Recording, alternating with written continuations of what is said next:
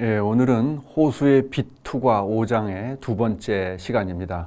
호수의 수면을 빛이 얼마나 이제 잘 투과하고 그것이 어떤 의미를 가지는지 공부를 하려고 합니다. 자, 호수의 빛이 도달하면 제일 먼저 나타나는 현상이 반사입니다. 수면 반사. 수면에 들어온 빛 중에 상당히 많은 양이 반사돼서 물속으로 들어가지를 못합니다. 그런데 그때 그 입사하는 각도에 따라서 수면의 반사량이 결정이 됩니다. 그러니까 직각으로 위에서부터 들어오는 경우에는 반사가 적은데 옆에서 들어오면은 반사량이 많아집니다. 그러니까 10도 정도로 옆으로 들어오면은 거의 35% 정도 이상이 반사되는 그런 현상이 나타납니다. 소양호에서 여러 번 우리가 조사를 해서 측정을 했는데 그 측정을 한 값을 평균적으로 보면은 한 20% 정도가 수면에서 반사가 됩니다. 또 수면에서 반사되는 양은 이 파도에 따라서도 달라집니다.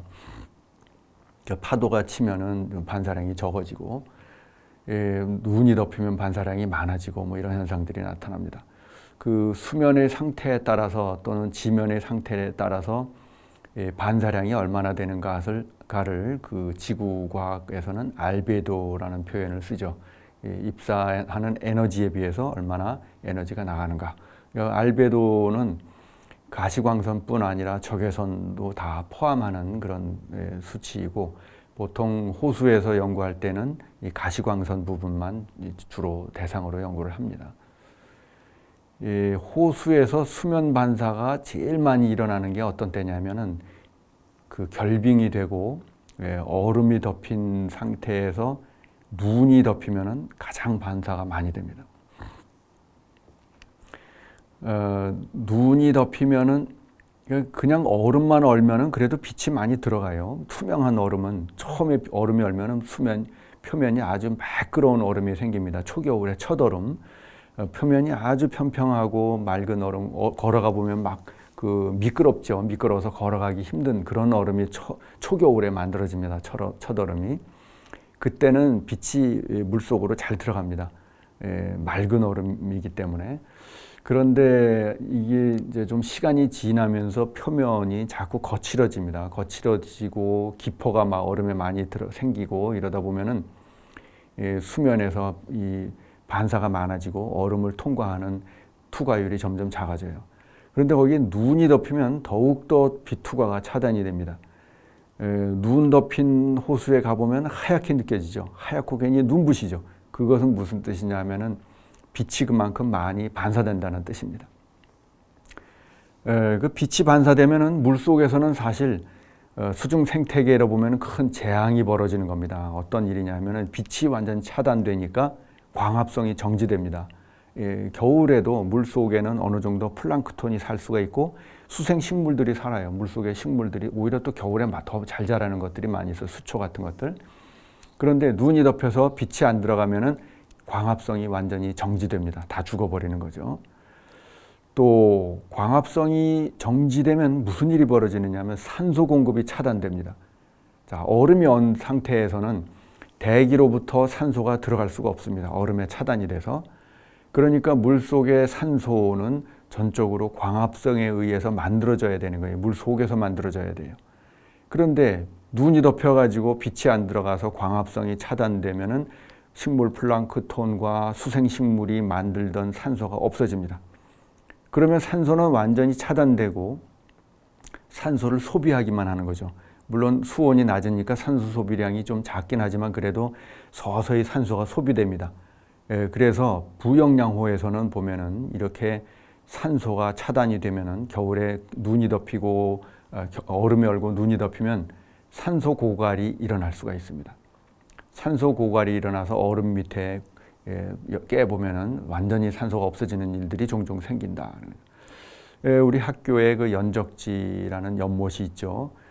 어느 해 굉장히 추워서 얼음이 덮이고 눈이 많이 덮인 상태가 지속이 됐습니다. 그래서 한번 그 얼음을 뚫고 산소를 측정해 봤더니 산소가 완전히 고갈된 상태로 돼 있었어요. 그런 경우에 이제 물고기가 산소 고갈로 많이 죽습니다. 그런 것을 동계 어류 폐사, 윈터 킬이라고 불러요. 자, 이렇게 해서 그 수면에서 빛이 들어갈 때도 벌써 반사가 일어나고 수면의 상태, 또 얼음이 얼었느냐, 눈이 덮였느냐 등등에 따라서 수면에서 통과하는 빛의 양이 매우 차이가 많이 난다는 거예요. 그 다음에 일단 수면을 통과한 다음에 물속을 통과할 때도 수심에 따라서 빛이 많이 감소합니다. 물 분자가 흡수하고 물속에 있는 부유물들이 흡수하고 해서 그 물이 물속에서의 광도가 감소하는데 보통 지수적으로 감소합니다. 지수적으로 감소한다는 것은 그 모델로 볼 때는 어떤 뜻이냐면은 일정 거리를 지나갈 때 DI, I는 광도를 뜻합니다. DZ는 보통 이 호수학에서 수심을 Z로 표현합니다. DI, DZ는 수심, 일정한 수심을 지나갈 때 빛이 얼마나 줄어드는가 하는 것은 KI, 광도의 양에, 광량에 비례한다. 그것은 무슨 뜻이냐면은 반응 속도 모델로 볼 때는 First Order Reaction 모델이라고 부릅니다. 이것을 First Order Reaction Kinetics라고 하는데 반응 속도는 반응 물질의 양의 1승에 비례한다. 즉 I의 1승에 비례한다는 거죠. DI, DZ가 I의 1승에 비례한다. K는 그냥 비례 상수고 이것을 First Order Reaction Kinetics라고 하는데 이렇게 되면은 이것을 지수적 감소라고 부릅니다. 왜 지수적 감소라고 부르느냐 하면은 이 식을 적분을 하면은 적분을 하고 또 적분 상수로서 그 표면 Z가 제로일 때 광도를 표면 광도 I0라고 붙이면은 이런 모델이 됩니다. 그러니까 IZ는 수심 Z에서의 광도이고 I0는 그 표층에서의 광도입니다. 표층에서의 광도에다가 곱하기 2의 마이너스 kg승이에요. 자, 2의 마이너스 kg승은 무슨 뜻이냐 하면은 0에서 1 사이의 값을 가집니다. 이것은 0에서 1 사이의 값을 가지고 수심이 0일 땐 1이 되죠. 그러니까 수심이 0일 때는 광도가 이 표면 광도와 같고 그 다음에 Z가 커지면은 커질수록 점점 0에 가까운 값이 됩니다. 그래서 이 IZ를 표현을 해보면은 수심에 대해서 익스포넨셜 함수로 감소를 한다. 익스포넨셜 함수로 감소하기 때문에 이것을 지수적 감소라고 표현을 합니다. 요때 요 K라고 하는 값이 뭐냐면 흡광계수인데 여기 보면은 KI 광도에서 1m 감소할 때 수심이 1m 증가할 때 1m 증가할 때 광량이 얼마나 감소하는가를 보여주는 게 이 K죠. 그러니까 K가 크면 클수록 1m 수심 증가에 따라서 광량이 더 많이 감소한다 이런 뜻입니다. 그것을 흡광계수라고 부르는데 Light Absorption Coefficient 또는 과거에는 Light Extinction Coefficient라고 했는데 요즘은 Absorption Coefficient라는 표현을 더 많이 씁니다. 흡광계수. 그러니까 예를 들어서 흡광계수 0.5다 그러면은 1m를 통과할 때 반으로 줄어든다 이런 뜻이 되는 거죠. 절반이 없어진다 이런 뜻이죠. 이 모델은 익스포넨셜 함수인데 그러니까 그래프로 그리면은 이렇게 됩니다. 여기 이제 수심이고 y축을 수심으로 그리고 x축을 광도로 그렸습니다. 이런 방법은 호수학이나 해양학에서 좌표를 이렇게 뒤집어 가지고 많이 그립니다. 이것은 뭐냐면 호수가 수심이 깊어지면서 아래로 내려가는 걸 표시하기 위해서 이런 방향으로 그리는데 자, 수심이 이렇게 깊어지면서 광도가 이렇게 줄어드는 거죠. 그러니까 앞에 있는 그래프로 따지자면은 x축이 이 v가 되는 것이 이게 x축이 되고 y축이 되는 거죠. 그러니까 90도를 돌려놓고 보면은 앞에 있는 그 식의 모델이 됩니다. 그래서 이렇게 지수적으로 이렇게 감소한다. 표면 광도에서 이렇게 감소하는 커브를 그립니다. 요게 이제 IZ는 I0의 마이너스 익스포넨셜 마이너스 KG 승이라고 하는 모델의 커브가 되는 거죠. 그런데 이것을 양쪽에 ln을 취해서 보면은 이런 형태로 바뀝니다. ln IZ는 ln I0의 마이너스 KG. 즉 뭐냐면은 ln IZ하고 이 수심하고 수심 G하고 플러트를 해보면 직선 관계다. 1차 함수다 이런 말이죠. 리니어하다는 것은 1차 함수 관계다. 그래서 그래프를 그려보면은 이런 형태로 나옵니다. 이 데이터를 실제로 플러트를 해보면은 이렇게 그래프가 서로 다른 기울기를 가진 직선이 나옵니다. 자, 여기 보면은 하나는 팔당호가 하나는 소양호죠. 광도가 급격하게 감소하는 이곳이 혼탁한 팔당호고 서서히 감소하는 것이 물이 맑은 소양호입니다. 그러니까 소양호와 팔당호는 이 빛이 흡수되는 광도가 정도가 다르다는 거죠. 흡광 개수가 다르다. 이때 요 기울기가 K 값이 됩니다. 마이너스 K가 되는 거죠. 자, 그래서 이렇게 그 ln IZ를 플러트를 수심별로 수심 G에 대해서 플러트를 해보면은 이게 리니어한 직선 관계로 나오고 그때 그 기울기가 마이너스 K가 된다. 만일 수심 1m에서 측정했다고 하면은 이런 식으로 G를 1로 넣어서 G에 1을 대입하면은 이런 식으로 계산이 되죠. K를 구할 수가 있습니다. 그 흡광계수 K가 호수에서 물의 맑기를 나타내는 그 지표로 많이 사용이 됩니다. 혼탁한 물일수록 큰 거죠. 보통 부영량호에서는 흡광계수가 한 1.0 m 이상이 됩니다. 1.0 m 또는 1.5 m 이상 되면 부영량호 수준의 그 혼탁한 호수고, 빈영량호에서는 그보다 훨씬 작은 한 0.5 이하가 나오죠.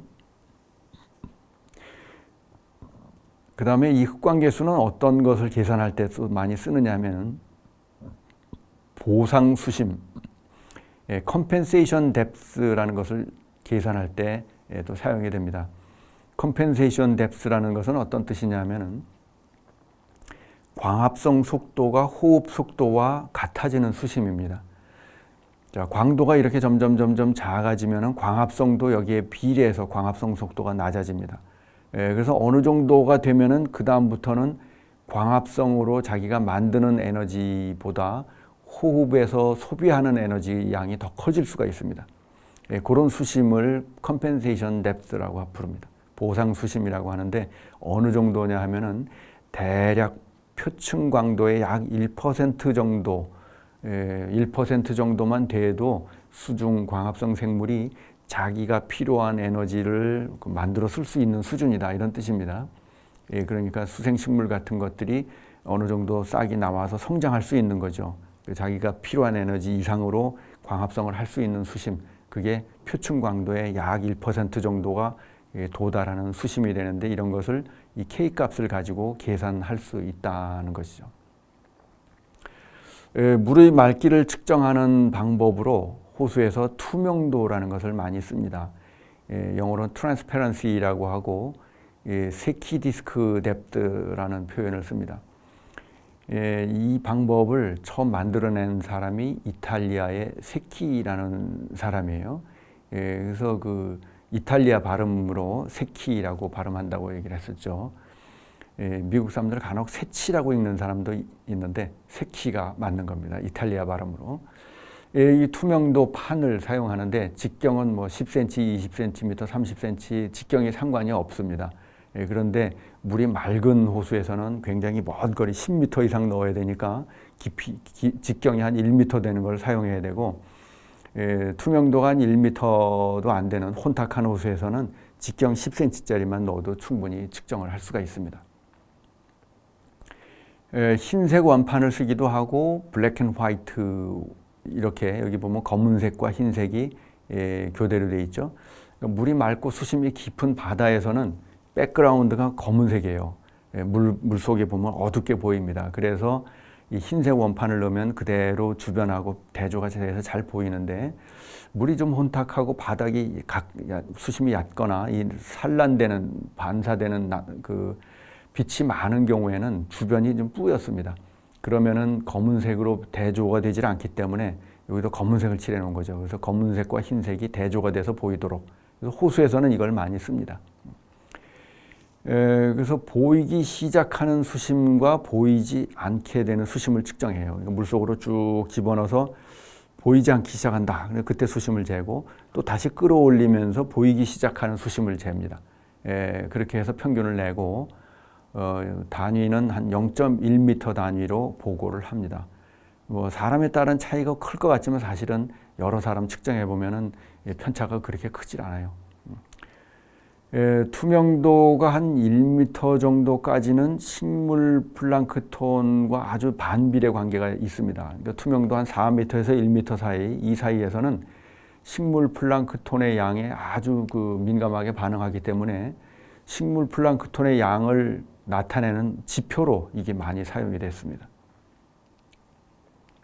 그런데 투명도가 1m 이하가 되는 그런 아주 부영양화가 심한 곳에서는 식물 플랑크톤의 양에 반비례하지 않습니다. 왜 그러냐면 식물 플랑크톤이 이렇게 군체로 막 덩어리를 형성을 해요.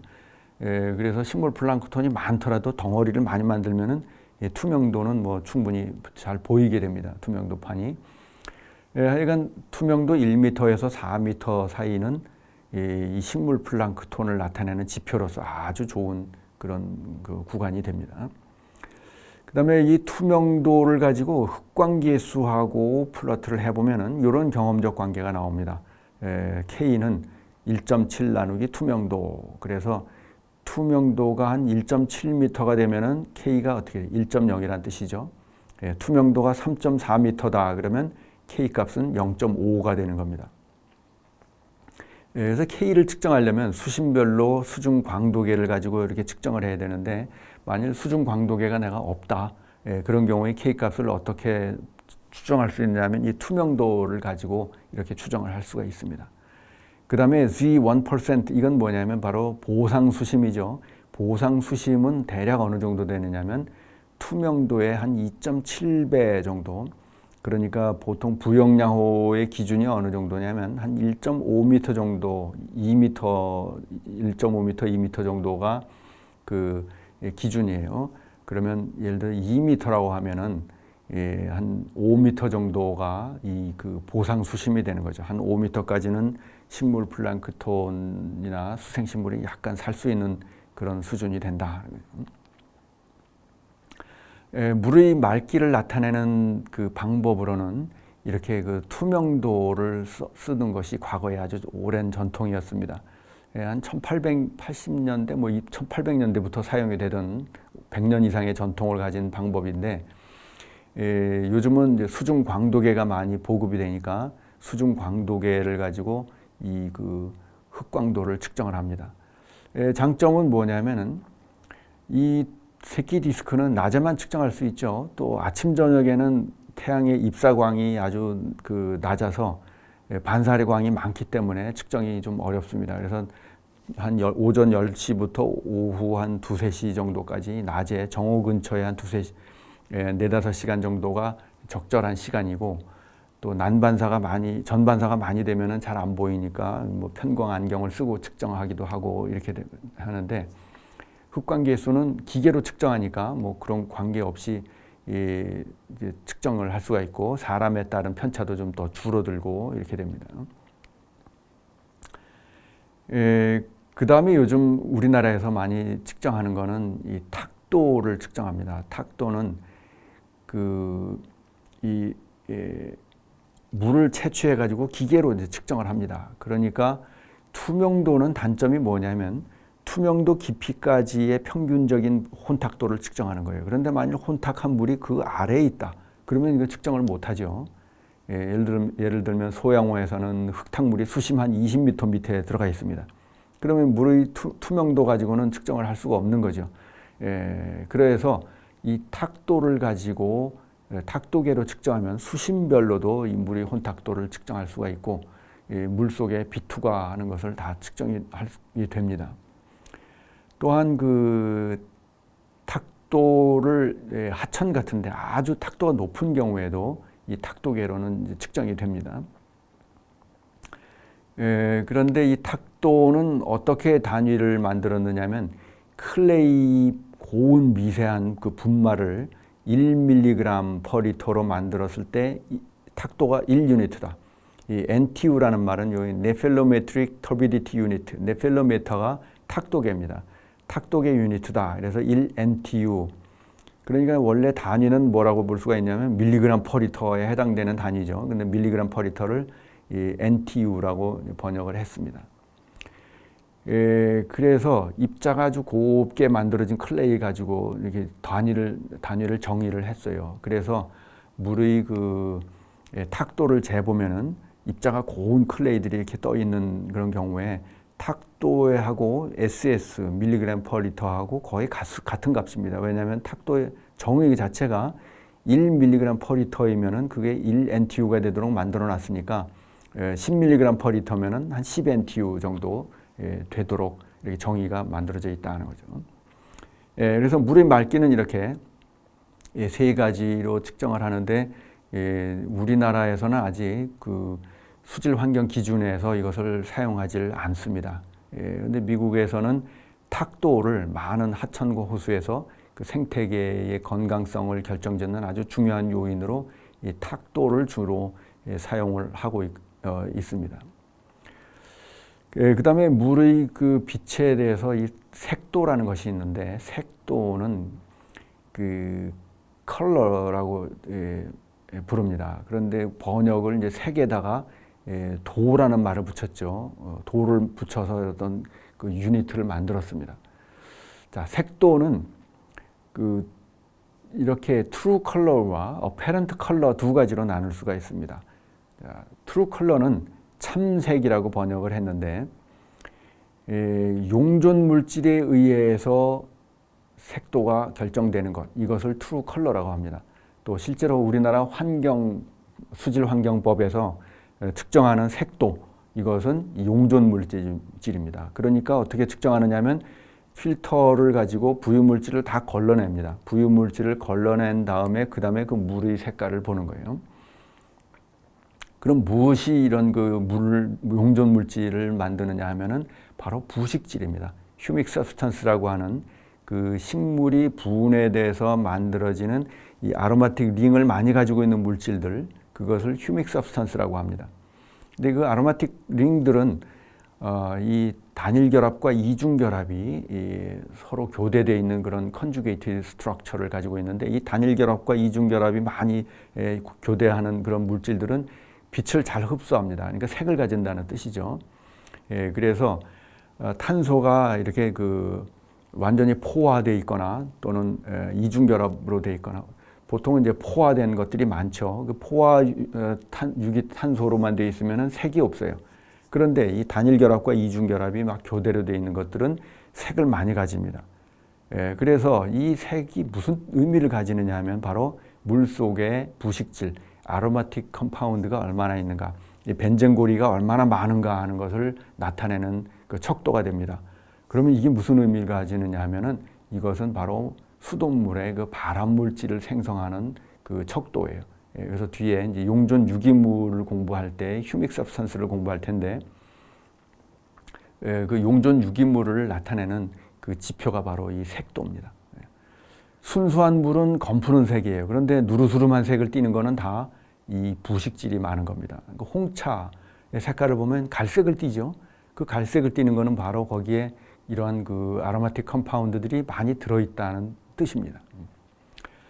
그 다음 보통 우리가 호수에서 색이라고 말하는 거는 어페런트 컬러죠. 물색이라고 하면 어페런트 컬러인데 겉보기 색이라고 번역을 내가 했습니다. 이것은 식물, 플랑크톤, 클레이 이런 것들, 부유물질이 물의 색을 결정하는 주 요인입니다. 클레이가 많으면은 황갈색을 띠죠. 황갈색을 띠는 이유는 뭐냐면은 이 부유물질이 단파장 빛을 더 많이 흡수합니다.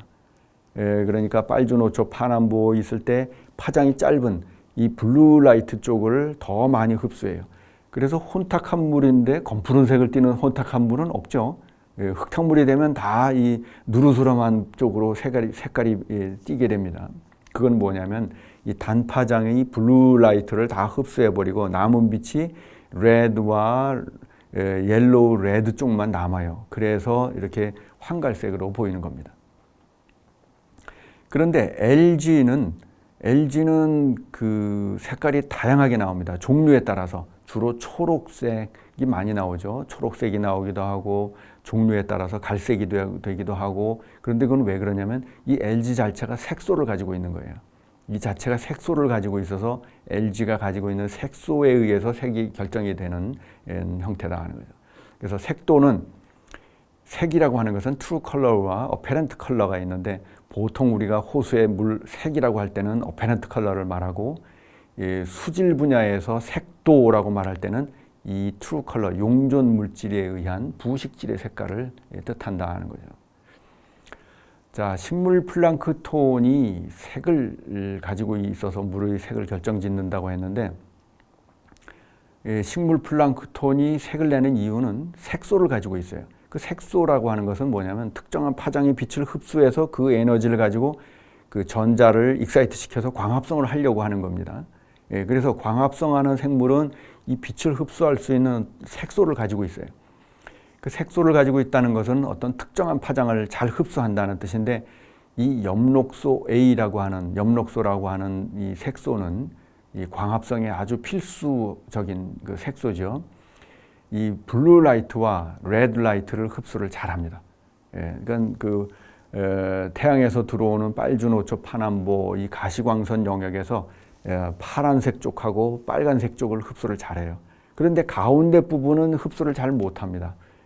그것은 뭐 식물이 이제 진화하는 과정에서 아직은 이 블루와 레드 쪽을 흡수하는 색소를 만들어냈지만, 이 가운데 부분을 흡수하는 색소는 잘 못 만들어낸 거죠. 그래서 식물이 녹색으로 보이는 이유는 뭐냐면, 청색과 적색은 흡수하고 가운데 녹색 부분은 흡수를 못해서 그대로 반사되는 겁니다.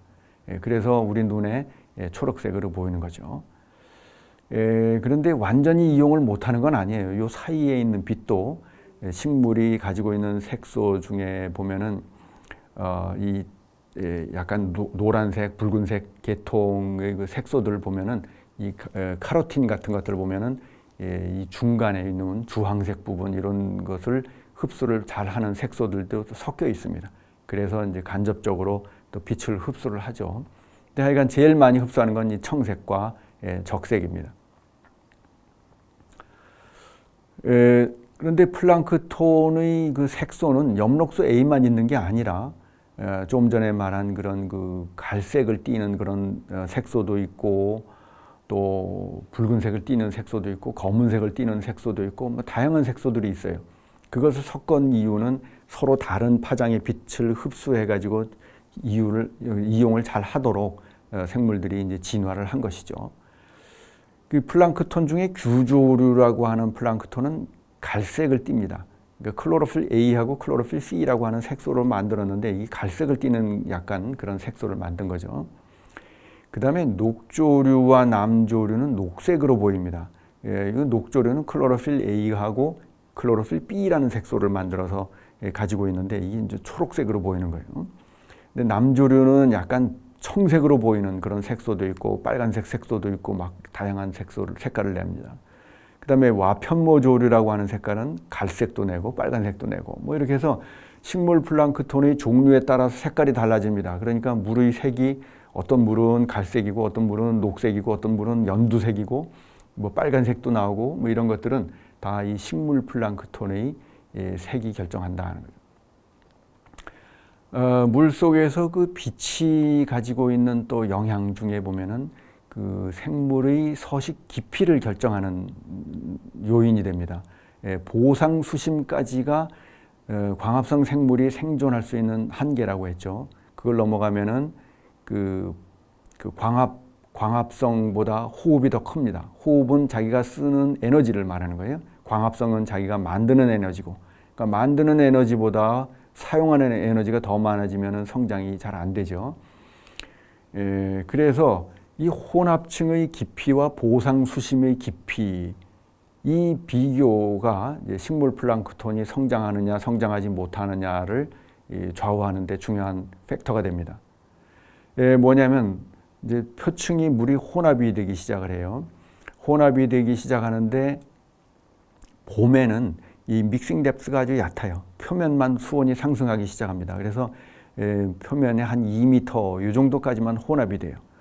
그러면은 식물 플랑크톤의 혼합층이 얕으니까 보상 수심은 깊고 혼합층은 얕아요. 그러니까 식물 플랑크톤이 늘 얕은 곳에 머물고 있죠. 그러니까 빛이 충분합니다. 그러니까 빛을 많이 받아서 성장을 막 하는 거죠. 그래서 봄에는 식물 플랑크톤이 막 증가하기 시작합니다. 그러다가 가을이 돼서 혼합이 깊어집니다. 가을, 특히 겨울 되면 혼합이 굉장히 깊어져요. 소양호 같은 데는 뭐 100m까지 완전 혼합이 됩니다. 그러면 표층에만 빛이 있는데 많은 생물들이 빛이 없는 곳으로 이제 혼합이 되죠. 그래서 그 식물 플랑크톤이 감소한다는 거죠. 또 빛이 얼마나 투과하는가가 수생식물의 성장을 좌우하는 그런 요인이 됩니다. 물 속에 혼탁해지면은 수생식물, 특히 그 침수식물은 살 수가 없어요. 침수식물은 살 수가 없고 그 식물이 없어지거나 아니면은 얕은 곳에는 식물이 성장해서 잎을 물 밖으로 내밀어야 됩니다. 잎이 물 밖으로 나와야 빛을 받아서 살 수가 있죠. 학교 연적지에 보면은 그 연이 많이 살고 있습니다. 연이 많이 살면서 연은 그 성장을 하는데 잎이 물 밖으로 나와 있죠. 침수식물은 없어요. 물이 혼탁해가지고 이 바닥에 물 속에 빛이 잘 들어가지 않아서 살 수가 없어요. 몇 년 전에 내가 몇 번을 이식을 좀 해봤는데 결국은 성장하지 못했습니다. 물이 맑아지면 부영양호에서 어떤 수처리를 해서 물이 맑아지면은 침수식물, 수생식물이 엄청 늘어납니다. 또 혼탁해지면 흙탕물이 막 들어가서 혼탁해지면 물 속의 수생식물은 싹 다 죽어버립니다. 그래서 이 빛의 투과량하고 수생식물 또 식물 플랑크톤 이 서로 경쟁 관계가 있어요. 빛이 많으면 식물이 잘 자라고 빛이 적어지면은 식물은 없어지고 뭐 이렇게 되는 거죠. 이 또 동물도 이 빛이 분포를 결정할 수가 있습니다. 포토텍시스라고 하는 현상이 있는데 빛을 보고 감지를 하는 거죠. 식물이나 동물이나 빛을 감지해 가지고 그 도망을 가거나 또 찾아가거나 하는 겁니다. 여기 보면은 다이너플라젤레이트라고 하는 것은 식물 플랑크톤입니다. 광합성을 어느 정도 할 수 있는 그 플랑크톤이에요. 그래서 낮이 되면은 광합성을 하려고 표면으로 막 헤엄쳐 올라갑니다. 빛을 향해서 올라갑니다. 그리고 포토텍시스, 포지티브 포토텍시스죠.